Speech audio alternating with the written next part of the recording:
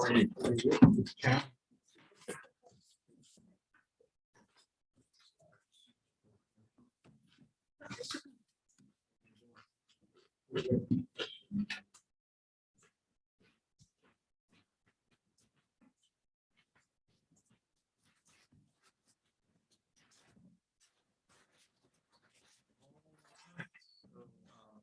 You're ready to get started.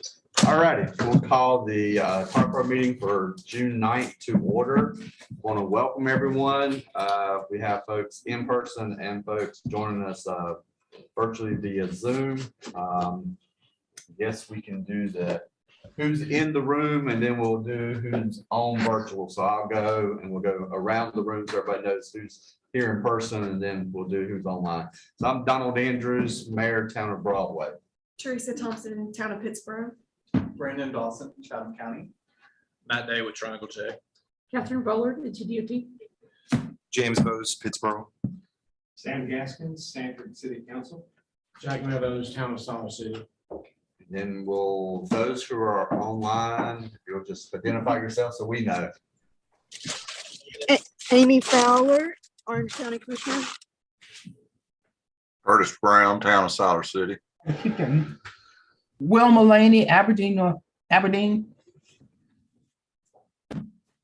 Jane Hogeman from Pinehurst. Kirk Smith, Lee County.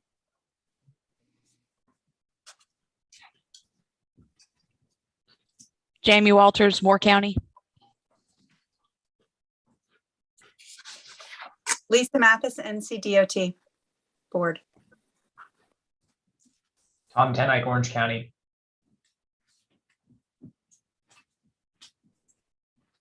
Stephen Robinson, NCDOT Division 7. Brian Kluchar, NCDOT Division 8. Thank you.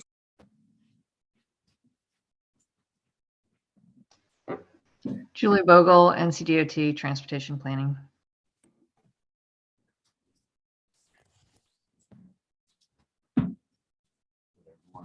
Jerome Monroe, NCDOT Division 8. All right. Okay, thank you everyone for joining us. The ethics reminder, ethics awareness and conflict of interest reminder. In accordance with the State Government Ethics Act, it is the duty of every TARPO board member to avoid conflicts of interest. Does any board member have any known conflict of interest with respect to any matters that are coming before the TARPO board today? If so, please identify the conflict and refrain from any participation in the particular matter involved.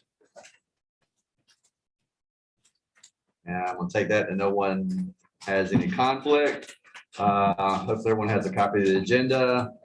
Purpose and agenda for today's meeting. Matt. All right, so in your agenda that you received, you had two decision items. I did receive a request this week to add a third item to that list.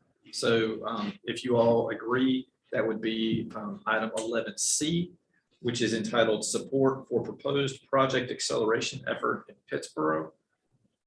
And I will provide more information about that later, unless you like it now. Anyone have any issue with adding item 11C, support for acceleration project Pittsburgh? We'll add that to the agenda. Any public comment? Okay. Moving on, NC Board of Transportation update, Ms. Mathis. I hope you're feeling better. I am. Thank you so much. I really appreciate that. It's been a long week. Okay, let's dig right in. So on our state transportation improvement program. So at the very end of last month, we released a draft of the state's next long-range transportation improvement plan for public review.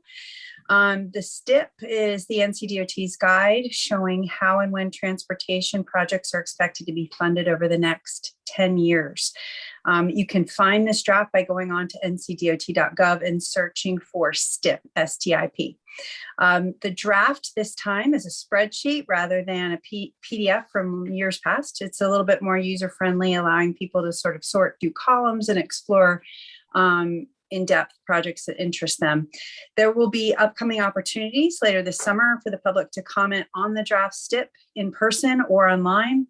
As you may know, the draft STIP for 2024 to 2033 was developed under very unique circumstances. We had rising material and labor costs that had a significant impact on our projects. In response, the staff reviewed and updated cost estimates and found that the current STIP was overprogrammed in every category to the tune of $8 billion. This $8 billion funding gap is what happened after rolling committed projects from the current STIP into the upcoming STIP. Again, just to reiterate, this is not a cash balance issue. It's a programming issue due to cost escalation.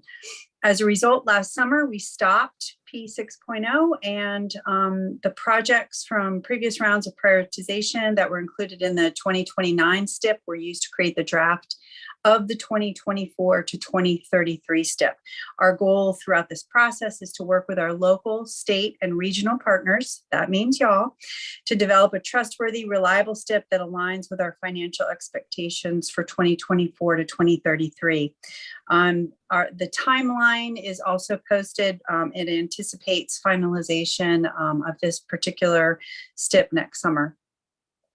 I'd like to call your attention to the 100 deadliest days. This is the period between Memorial Day and Labor Day. It's unfortunately known as the 100 deadliest days. It's when the number of teen driver crash fatalities typically rise. The top factors causing these crashes are speeding, lane departure, and distracted driving. These are all very preventable, so we encourage you to speak to your loved ones, particularly your teens, about safe driving. We have tips on starting that conversation. Please go to ncdot.gov and search for teen drivers. This is also the DMV peak season. So just a reminder that a lot of our DMV services can be handled online. So you might not need to make a trip to the DMV to the office. You can usually go online to renew licenses, get duplicates or replacement licenses if you lose it. Renewing taxes and tags, and you can do all of it on myncdmv.gov. If you are unable to complete your business online, we encourage you to book appointments in advance. I wanted to talk to you just very briefly about, or just a reminder about the IIJ opportunities. As you know, we keep talking about, this is a generational investment in major infrastructure needs across the country. As leaders, policymakers, and practitioners, we are an important conduit through which our communities can access money and vital resources from this law to make North Carolina stronger and healthier and safer and more resilient and much better connected. Our constituents are counting on us to take full advantage of the opportunities to invest locally. So it's very important that we understand this law and take the steps to realize optimal results from it. So a few actions that you can take. Of course, I know that you are all probably involved in small IIJA working groups. If you're not, maybe you should start one. There are wonderful tools out there, including one that I want you to all to particularly look at, called the Brookings Federal Infrastructure Hub. It is a resource page that helps you understand what the IIJ includes, how it works, how certain programs can benefit particular places. It's very interactive. It's presented graphically. It's not 1,000 pages, so it's a lot easier to use and to digest. It breaks down the bill by agency program, whether it's competitive versus formula grants, new versus existing money, etc. So please take a look at that. And all you have to do is type in Brookings Federal Infrastructure Hub. I also want you to after you look at this, or as you're looking at it, think creatively and expansively to maximize our grant opportunities. Consider projects that might fall under several categories. This law was written with a unique understanding that infrastructure investments don't always fall neatly into silos. If the law was written with things like this in mind: our climate, the environment, health, equity, safety, resilience, and connectivity. The IIJA grants can be more successful if you look at the projects through those lenses. And lastly, get your project shovel ready. So as you review your list of potential projects for grant applications, consider partnering with your local council of government, MPOs, RPOs, obviously other MPOs and RPOs, and other regional government entities as you're doing these grant applications. If the NCDOT can provide any technical assistance in the preparation of your grant applications or letters of support, please do not hesitate to reach out to us. So that concludes my report. Are there any questions? Anyone have any questions for Ms. Mathis? Yes, Mr. Chair, Kirk Smith. Smith. I posted the question on the chats segment regarding the high gas prices. What impact will the STIP have if the state or the federal governments reduce the gasoline taxes? We're looking into that. We typically find that history has shown if we reduce the gasoline taxes, it just takes funding, and it takes expenses, and it pushes it out to the future. So we are looking into all of that and what this means to us. We're also doing a deep dive into inflation and what that means to us. So needless to say, we are really digging into that. Any other questions? Okay, thank you, ma'am. Absolutely. Division 7 up, no, excuse me, transportation planning and division update, Ms. Vogel. Good afternoon. Okay. I have developed a newsletter. It is forthcoming. I didn't have it in time for the packet today, but there's some NCDOT, FHWA, FTA information in there. But today I just wanted to highlight some of the CTP updates. So for Pittsboro, currently developing several scenarios. And we're working on fleshing those out so we can do model runs for those, and then next steps, analysis and recommendations. For Chatham County, the report and maps have been updated. There might be a few minor edits to be done, but currently we are just discussing the incorporation of improvements associated with a new fast-paced development that's coming to the area. And for Chatham County, Natasha Henderson is going to be continuing to develop that, taking the place of Simon, since Simon is in a different group of the Transportation Planning Division. And that's it. If there's any questions, be happy to take any. Want to have any questions? Where we at with the Lee County transportation plan? So, you want to go ahead, Matt? yeah, so I'll be honest, a lot of that's on my shoulders. The main tasks that we're working on right now is the bike ped stuff, and I've just been swamped, so I haven't gotten to it. Okay. All right, thank you. Division 7 update, Mr. Robinson. Good afternoon, everybody. I do not have anything to add aside from what has been provided in the packet, but I'm here if I can help answer any questions. Anyone have any questions related to Division 7? Hearing none. Thank you, sir. Division 8, Mr. Klashar. Yes, sir. Good afternoon. Kathy and Jerron are also with us from Division 8, and we are on page 7 with the orange banner. And the initial draft STIP schedules are in red. And most of the projects are either in planning and design right away or not started, and be glad to take any questions. Thank you. Anyone have any questions related to Division 8 update? All right, thank you, sir. TARPO staff update.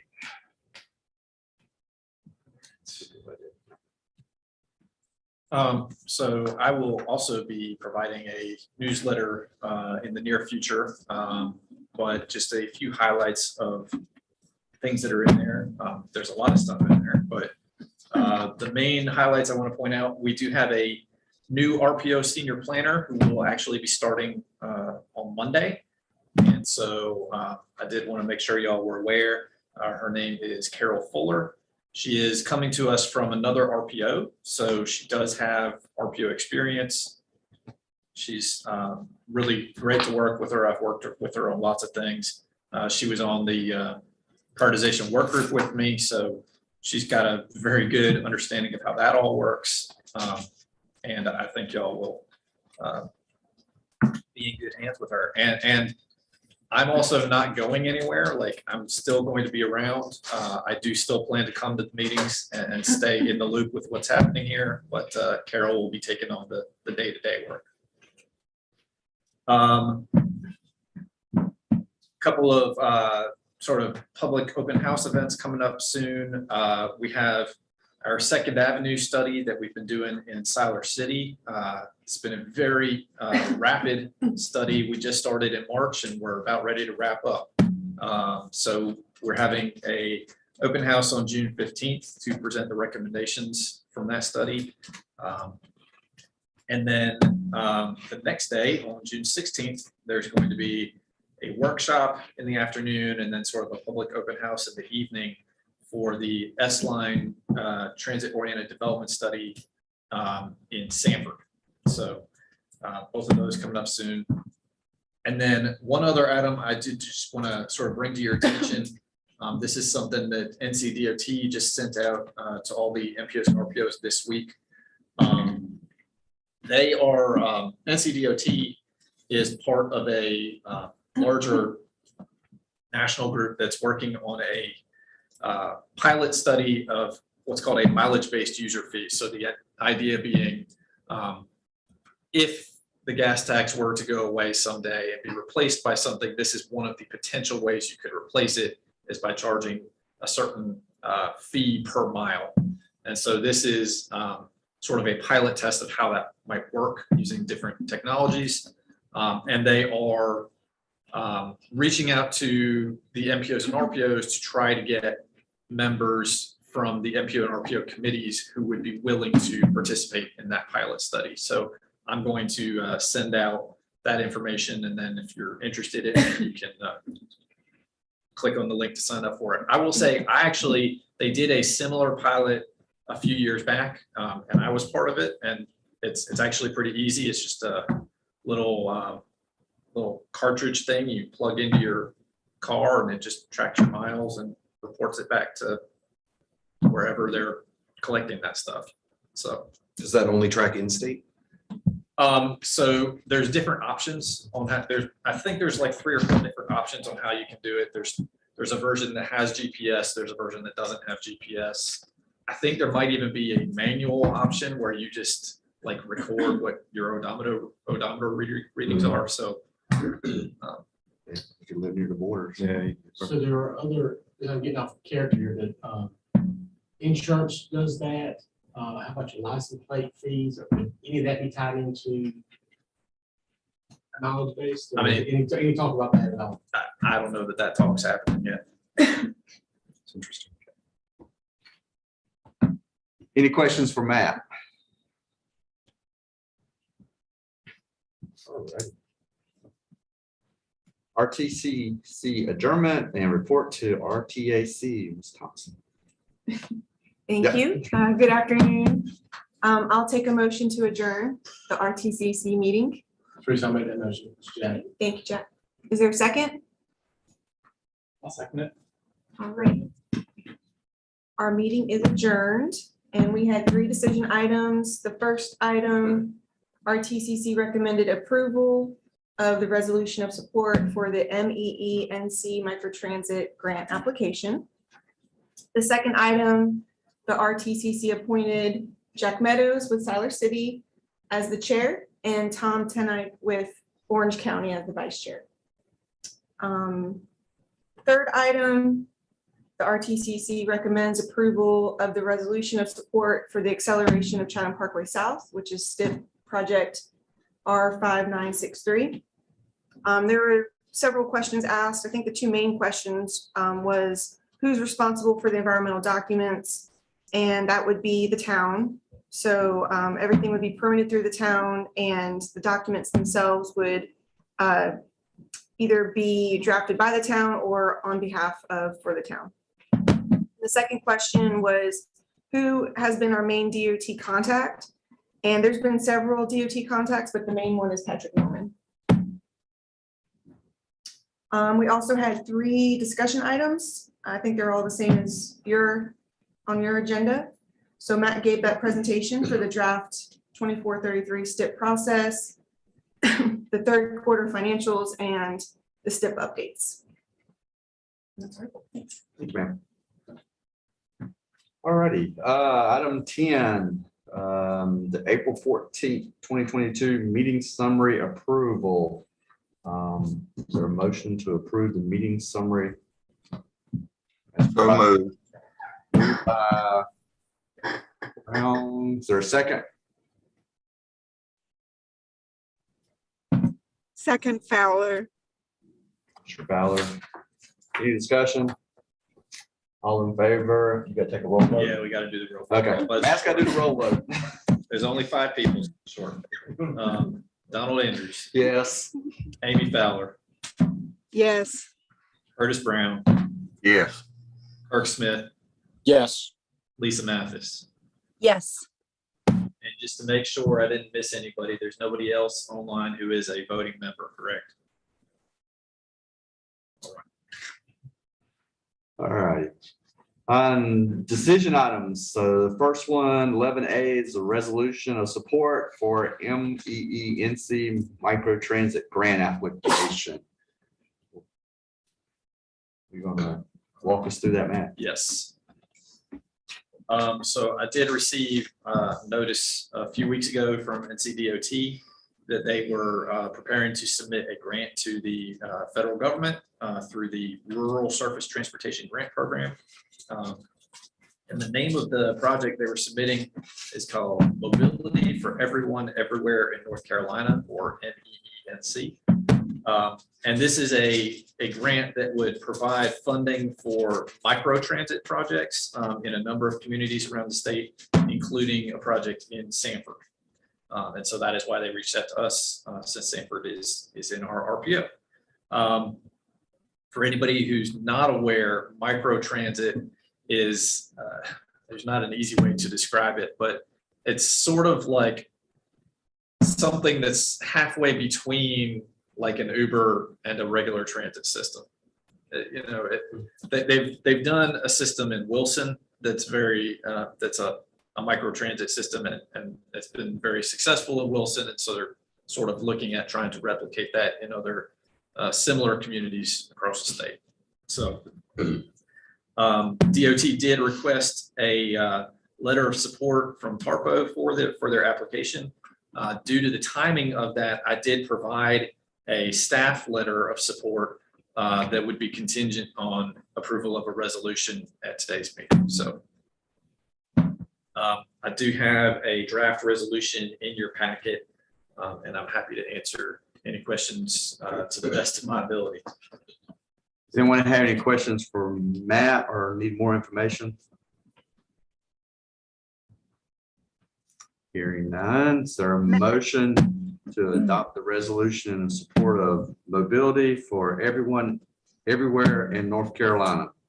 So moved. Lisa Mathis. Motion by Board Member Mathis, Second Commissioner Fowler. second by Commissioner Fowler. Any discussion? Mr. Chair, this is Kirk Smith. Yes, Commissioner Smith. I just want to let the board know that our commission had discussed this last year after everyone went and took the tour at Wilson. And the county is not interested in incorporating this in the county of Lee transit system. So just a forethought on that. Okay. All right. Anyone else? The city of Sanford is very much interested in it. Okay, thank you, Councilman Gaskin. Any other comments? Hearing none, all in favor of the resolution? I'll let Matt call the roll. Donald Andrews. Yes. Amy Fowler, Yes. Curtis Brown, Yes. Kirk Smith, No, Lisa Mathis. Yes. That passes 4-1. Okay. All right. Now when you're ready for me to. Just let me write this down.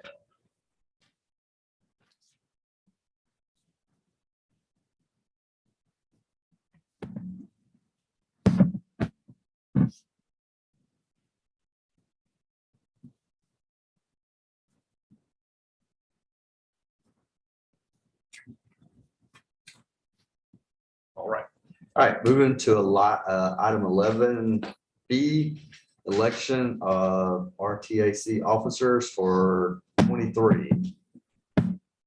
Well, actually, it's gonna be RTCC officers, isn't I think there is one typo in here. It should be RTAC. it? RTAC, okay, all right, okay, we're up. All right, so currently I serve as the chair and Commissioner Fowler is the vice chair. So I guess the need to City of Sanford and the town of Broadway, appoint the representative that represents both Broadway and Sanford. City of Sanford elections got delayed because of the census data. Their municipal elections will be the end of July. So just, new incoming mayor has not been elected yet. So I just wanted to put that out there. So this time, I guess I'll open the floor for nominations for chair of the RTAC.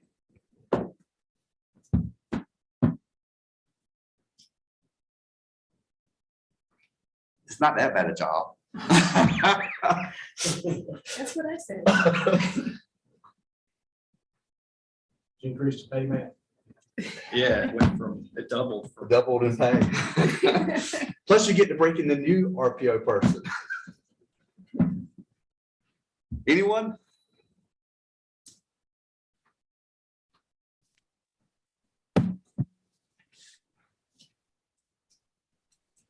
Mr. Chair, No I one move else is- that we accept the current officers. I'm sorry, say that again, Commissioner Smith. I move that we put forth the current chair and vice chair. Okay. There was someone else. We got cut off. Who else was going to have comment? That would be fine with me. Okay, Commissioner Fowler. Okay.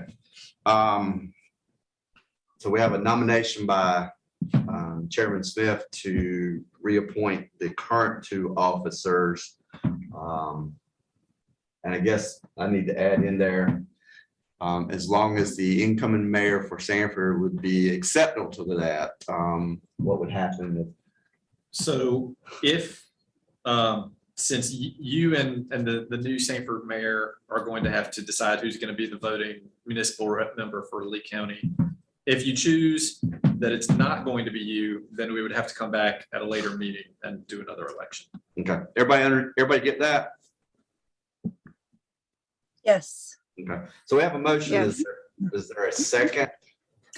I second the motion, Lisa Mathis. Okay. Any other discussion? Hearing none, all in favor, say aye. Aye. Aye. Aye. Roll call for that. I think I heard all 5 ayes there. Any nays? All right. Good deal. All right. Item 11C, support acceleration for the Pittsburgh project R5963. All right. We got something to pull up. Yeah, so this is not in your packets, but I did get a request a couple days ago from Pittsburgh to add this to our agenda. So TIP project R5963 is the South Chatham Parkway project. It is currently funded for right-of-way and utilities beginning in fiscal year 24 and construction in fiscal year 27. That's what's in the current STIP, as well as in the new draft STIP. The developers of Chatham Park have approached the town with the idea of pursuing what's called a project acceleration. This is a provision of state law that allows a local area to sort of pay upfront to build a project sooner and then get reimbursed by the state later on when it would have been funded at the time that it would have been funded by the state. And so in the proposal that's being sort of discussed, the idea is that the developers of Chatham Park would be the ones contributing the funding to the town to then use this provision of the state law. And then that would be reimbursed based on the STIP schedule by DOT later on. So the town is kind of currently considering this proposal, and the town manager did reach out to the RPO and ask us to provide some feedback on whether this is something we would support the town doing or not. And so I did draft up a potential resolution of support for this. And the RTCC this morning did recommend approval of this. I'm going to pull it up on the screen and read it to you, just since it's not in your packet. And I apologize, this is a little, some of it's kind of legalese, but resolution supporting efforts by the town of Pittsburgh to accelerate the delivery schedule for STIP project R5963. Whereas TARPO submitted the Chatham Parkway project in Pittsburgh for funding as part of prioritization 5.0, and whereas the Chatham Parkway project was subsequently added to the STIP as projects R5930 for Chatham Parkway North and R5963 for Chatham Parkway South as a result of prioritization 5.0. And whereas the STIP funds right-of-way acquisition of project R5963 beginning in fiscal year 2024 with construction beginning in fiscal year 2027. And whereas North Carolina General Statute 136-66.8 authorizes NCDOT to enter into agreements with local governments for the acceleration of transportation projects currently programmed in the STIP more than 2 years from the date of agreement, and furthermore authorizes municipalities to construct such projects, provided that the unit of local government funds 100% of the project. And whereas transportation projects accelerated pursuant to this general statute are reimbursed by NCDOT in a future year when the project is funded from state and federal sources at the future program project funding amount as identified and scheduled in the STIP, as the STIP may be amended from time to time.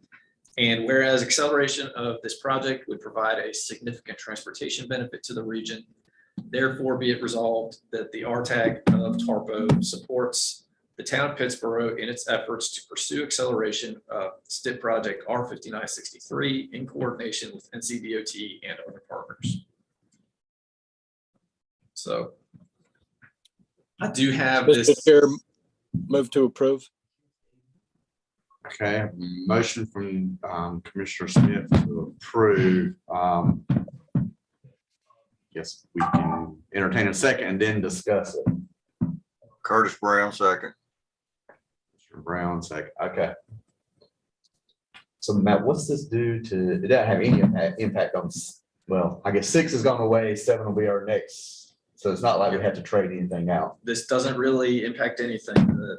As far as the way this is handled in the STIP, it remains in the STIP like it's still a 2027 construction project, because that's when DOT would then pay the money. Pittsburgh. Anyone else have any questions? I do. Yes, I have a ma'am. question. So do they get paid based on what it costs them, or do they get paid what would be programmed according to the STIP? So the way that I read and I took this language from the resolution, the draft resolution that the town was looking at. The way I read it, they get reimbursed based on what was in the STIP.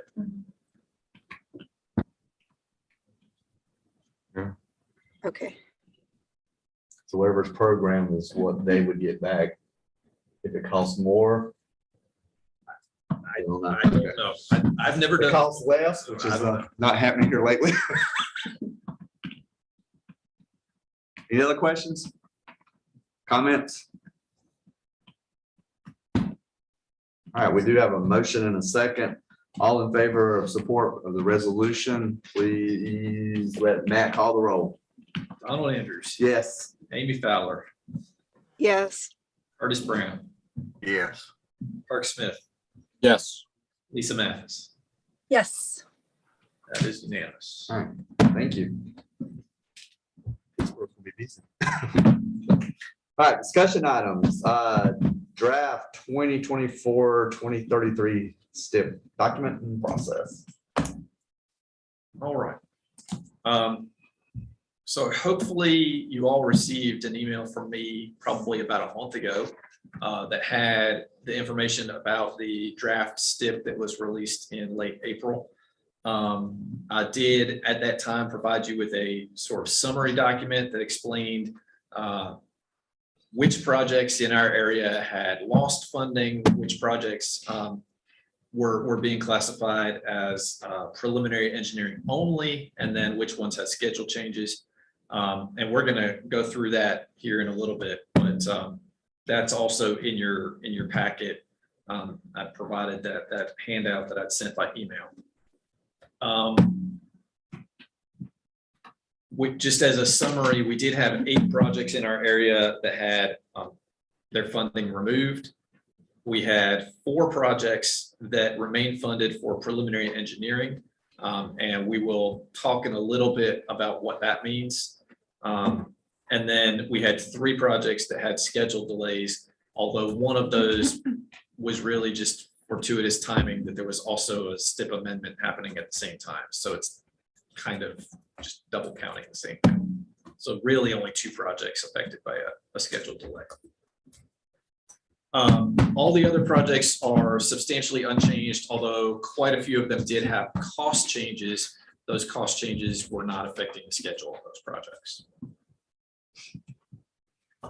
So I'm going to quickly run through some slides that NCDOT had put together for an education session that they did on this, just to kind of make sure everybody's on the same page in terms of understanding the process. So just as a really basic reminder, the Strategic Transportation Investments Law, or STI, this is the law that governs how DOT selects projects for inclusion in the STIP. It divides all the available funding into 3 major buckets. So there's a statewide bucket, a regional bucket, and a division bucket. And then within those regional and division buckets, they are then broken out into 7 regions and 14 divisions. So we fall within regions D and E and divisions 7 and 8.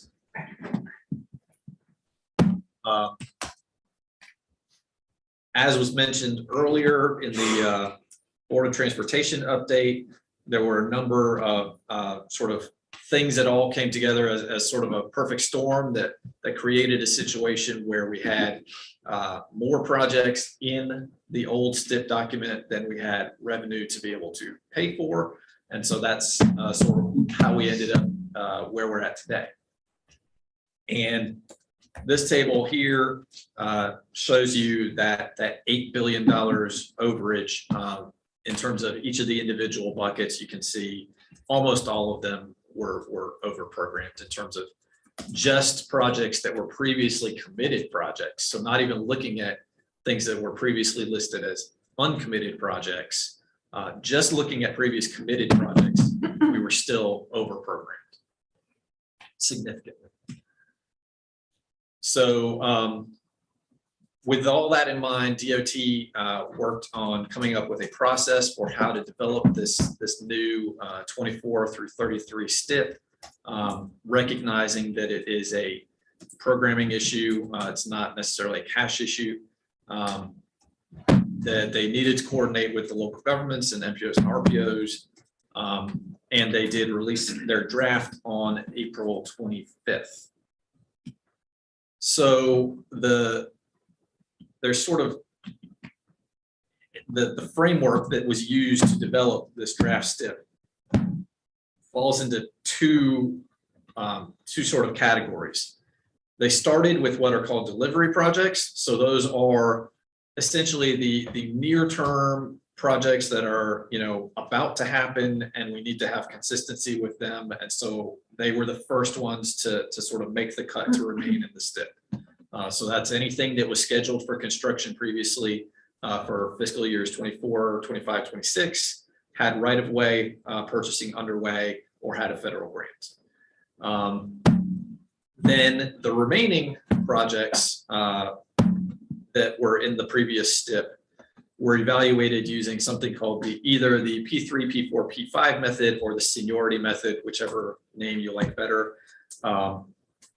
Those were then sort of to fill up the rest of the available funding using that method. And we'll go over in a second what that means.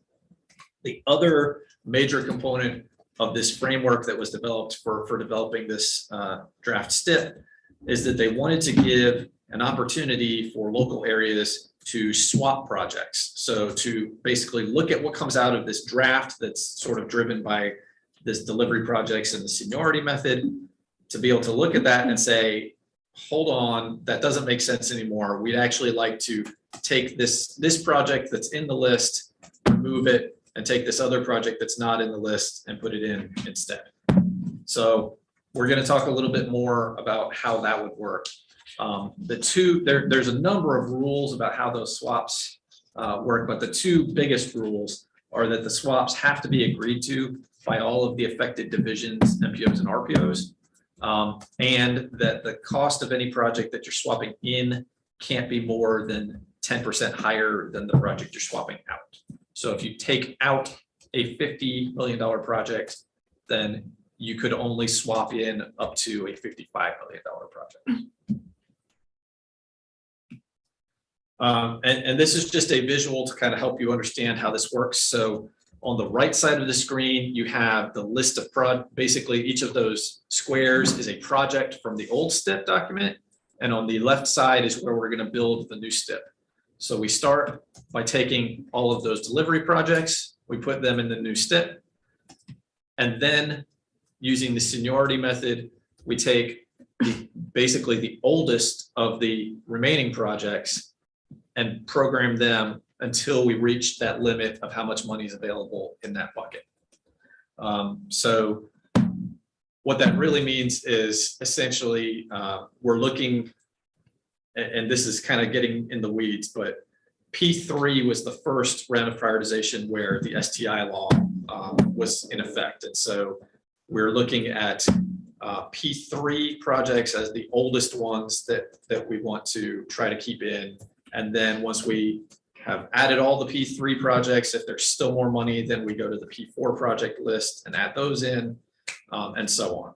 And that's how the list is developed. And those within each of those rounds of prioritization, they're put in order by their score. So you're going to take the highest scoring P3, then the next highest scoring P3, and on like that. And then when we get to swapping, that's basically your opportunity to say, wait a minute, that project that made the cut, we'd like to remove that and replace it with this other project that didn't make the cut. And that's your end result. So one sort of terminology change that I want to make sure everybody understands. In the old way of doing the STIP, it was a 10-year STIP, and generally speaking, the first 5 or 6 years, depending on which round of prioritization it was, the first 5 or 6 years of that STIP was considered committed projects. So if you had funding within that first set of years, it was a committed project.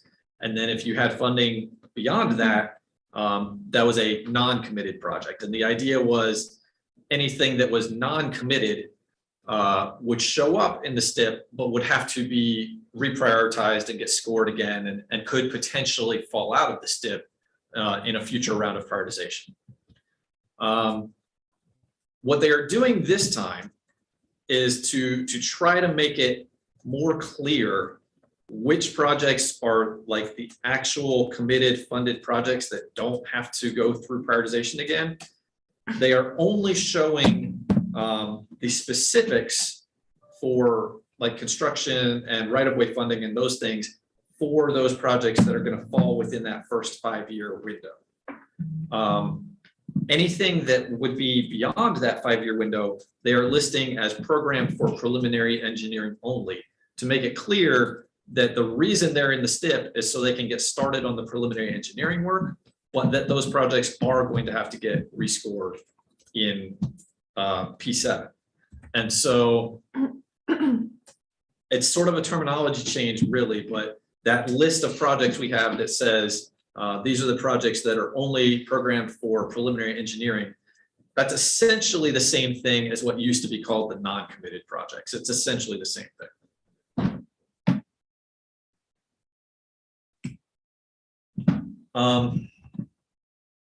This is very hard to read on the slide, and I apologize, but this is the schedule of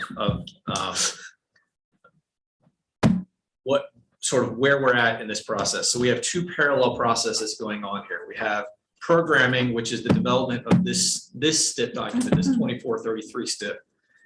And then we have prioritization 7.0 on that bottom line. That is the process of submitting the projects for scoring and all that to prepare for the next STIP, which would come out 2 years after this one. So the way these line up, we actually get started working on the next one before we've completed work on this one. So we are currently in that orange box that's at the far left on the top bar. That is that NCDOT has released the draft STIP, and we are in the public comment period and MPO RPO coordination period. So this is our time to think about project swaps and get all that kind of stuff squared away. At the end of September, that's the deadline for everybody to submit any requested project changes. And then DOT will take the fall to develop a revised draft STIP. So they are expecting they will release that revised draft in December. And then that sort of blue box, the light blue box that's on the top bar, that is the public comment period and an air quality conformity analysis period. So there's a bunch of sort of procedural stuff that NCDOT has to do between the release of their draft STIP and the approval of their final STIP. So they will approve the final STIP next summer, in summer of 2023. Sort of running in parallel to that, starting this fall, NCDOT is going to start up the work group that will start working on sort of the process for how prioritization 7 is going to work. And then we are expecting that we will actually start submitting projects into P7 next summer, so summer of 2023, meaning that we internally as an RPO need to start preparing what we think our list is going to be. We need to start on that process this winter. So any questions about that? So when is clarification, any swap? When do we, so you're saying that has to be done? We're going to get to that. I have Okay, a slide. all right, Yep. sorry. Any questions? All right. So just to quickly make sure everybody knows which projects were affected in terms of changed from the previous STIP to the new STIP. We had 8 projects that lost their funding that are on the screen here. So that's McKeever Street sidewalks at Sanford, the downtown Aberdeen pedestrian crossings. That was a sort of several locations around downtown Aberdeen. East Cardinal and South 10th sidewalks in Siler City. The US 64 and C 751 interchange at the Chatham Wake County line. US 15501 and Morganton interchange in the Pinehurst Southern Pines area. The NC5 improvements in Pinehurst. So there are 2 projects on NC5. The one in the Aberdeen section is still funded. The one in the Pinehurst section lost its funding. Then the NC 2427 modernization improvements from Visco to Carthage, and the NC 87 modernization improvements in Pittsburgh. Then we have 4 that were funded for PE only. So these are essentially analogous to what would have been the old non-committed projects. So that would be the Siler City Airport runway and taxiway extension, the NC 54 operational improvements in Orange County, the Horner Boulevard improvements in Sanford, and the 15501 Super Street improvements from Pittsburgh to Chapel Hill. And then we did have 3 projects with schedule changes. So that first one there, the Johnson Street sidewalk, had construction delayed 1 year, but that was actually just a timing issue that was actually went through as a STIP amendment at the same time that they were releasing the draft STIP. So it's not really a change associated with the draft STIP. It's just something that's, yeah, just happened to line up. So really, we only had 2 projects with delays, which was the 2 projects on US 1 in the tramway area. Both of those had their right-of-way and utilities delayed for 2 years, but it did not change the construction year for that project.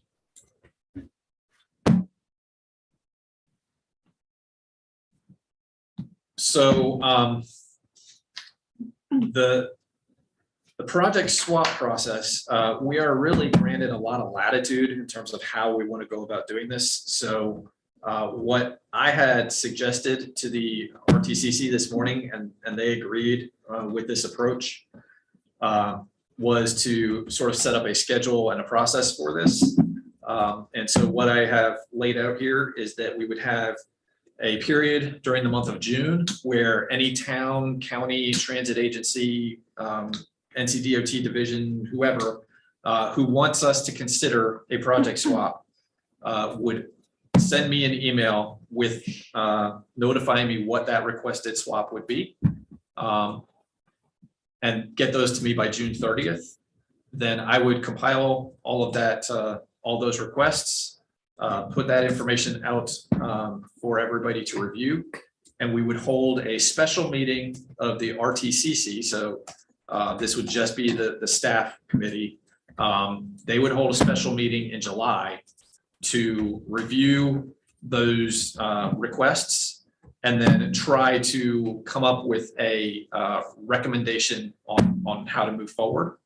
And the reason for doing that is that we are going to have to coordinate with the DOT divisions and possibly with other MPOs and RPOs if they're affected.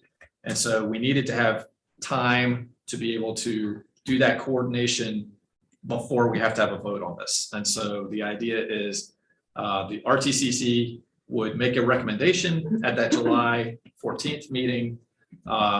We would then coordinate as needed and then come back to both committees in August to do an official vote on any potential project swaps. And that is because that August 11th meeting is our last chance to do to make a decision before that September 30th deadline from the state. So if y'all have any thoughts on this, I'm happy to entertain them, but the RTCC generally thought this was a good approach to take. And we got the RTCC has representation from everywhere, right? Yes. Okay, cool. I thought so. Questions, comments from those who are on virtually?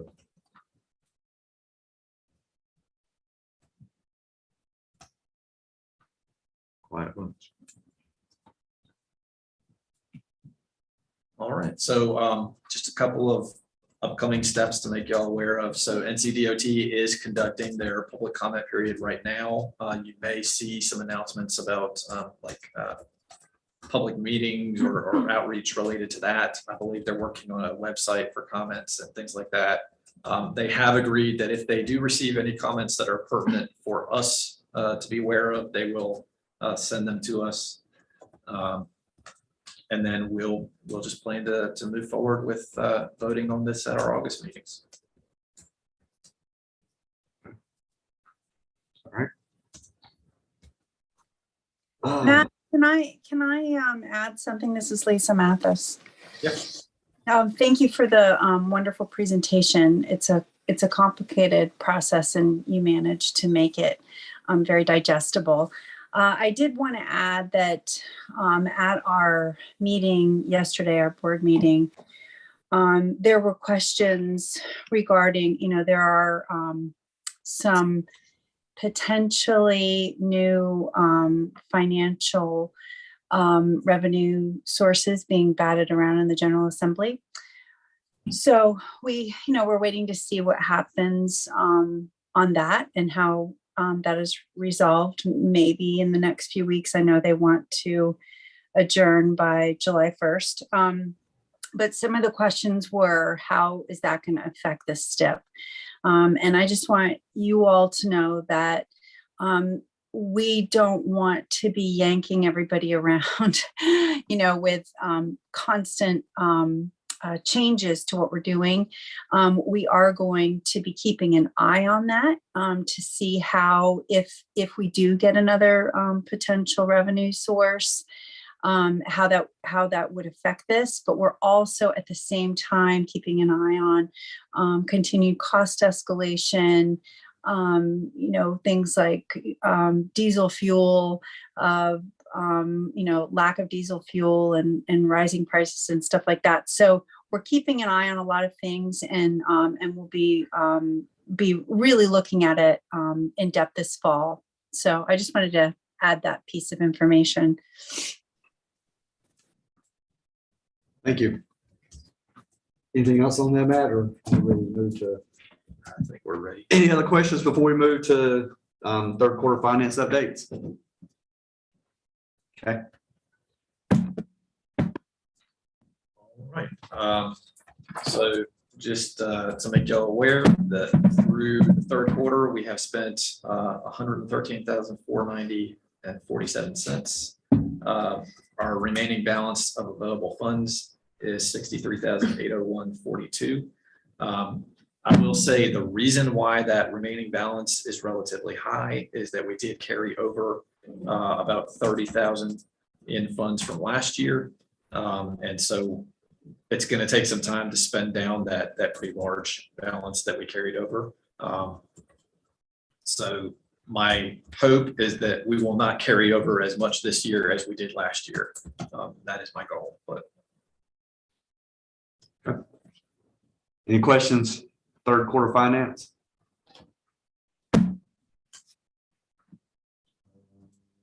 STIP update? And this is something we already discussed a little bit in the previous item, but just the only STIP amendment for our area that's come in the last 2 months was that Johnson Street sidewalk project in Aberdeen, which had a 1-year delay.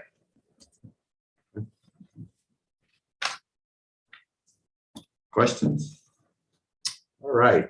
Any member updates from around the region? And before I turn it over, I would like to,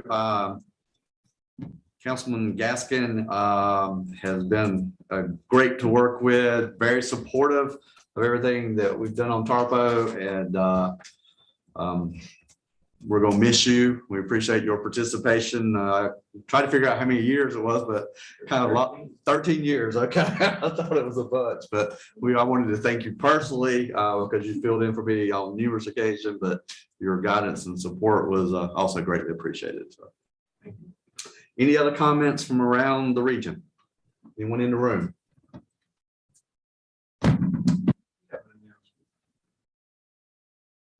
Yesterday, What did I do yesterday? did you have a big company moving in? Oh, this morning. So yes, right outside the town of Broadway, a company called Pathway Plants, which is collaboration with the assistance of our Sanford Area Growth Alliance and the NC State School. They are investing in studying stevia, the artificial or the sweetener. So we had an event this morning. Myself and Commissioner Smith attended, a good turnout, and it's exciting to have that come to our community. And as I told the gentleman, I'm excited if they come up with something that's better than sugar for you, because I haven't given up sweet tea yet. So How many jobs does that add? 17, I believe, 17 jobs. It grew out of NC State operations between the college and the Ag Center and the Dalrymples, who go back many generations in the Broadway area, are partners in it. So it's exciting because what all they can do with this plant or what they're going to do, and they're able to use a lot of the same equipment that was used in tobacco, or a lot of potential there. So it's exciting. That's incredibly exciting. I'm drinking something with stevia in it right now. Well, they promise it's going to be better. What you're drinking right now has he told me, Dan said that when they get done, that the stevia that will not have the bitter aftertaste. I told him that was great. Because I can't give up sweet tea yet. I'm just not there yet. So you don't have to. You don't have to. That's great. That's great news for the county. Thank you. Anything else? Anyone else? Commissioner Fowler, Commissioner Brown, Commissioner Smith. Other than we got our budget passed. It is that time. So, all righty. Well, thank you guys for attending both in person and virtually. And I guess we're slated for August the 11th. Are we doing hybrid, or are we going to try to do in person? So it depends. My understanding is that it depends on the status of the governor's state of emergency declaration. Whenever that expires, my understanding is we are required to go back to in-person meetings. Okay. And so I'm going to have to go research on what the current date is, but I've been told that it's sometime in July currently, assuming it doesn't get extended again, which who knows. So basically stay tuned. Yeah. All right. Thank you, guys. We are considered adjourned then. Thank y'all. Thank you. Have a good day. Thank you. Thanks. Bye.